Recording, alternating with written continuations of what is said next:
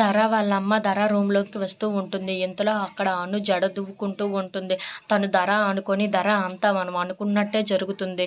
మనం ఏం చేయాలనుకున్నామో అంతా పూర్తిగా చేసేసాం కదా అని చెప్పేసి అయితే అంటూ ఉంటుంది. ఆ మాటలు వినగానే అక్కడ ఉన్న అను అయితే ఏంటి ఏం మాట్లాడుతుంది ఈవిడ అని చెప్పేసి అయితే అనుకుంటూ ఉంటుంది.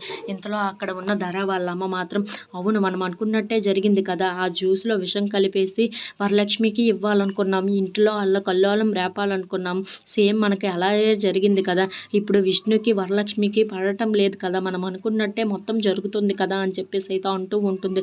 ఆ మాటలు వినగానే అక్కడ ఉన్న అను అయితే ఒక్కసారిగా షాక్ అయిపోతూ ఉంటుంది.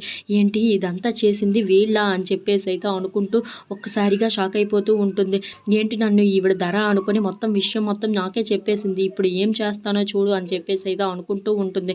ఇంతలో అక్కడ ఉన్న ధర వాళ్ళ అమ్మ అయితే సరే ధర మనమంతా అనుకున్నట్టే జరుగుతుంది కదా, నాకు ఆఫీస్లో కొంచెం పని అయితే ఉంది, నేను వెళ్తున్నాను అని చెప్పేసి అయితే అక్కడ నుండి వెళ్ళిపోతూ ఉంటుంది. ఇంతలో అక్కడ ఉన్న వరలక్ష్మిని విష్ణుని చూసి ఒక్కసారిగా షాక్ అయిపోతూ ఉంటుంది.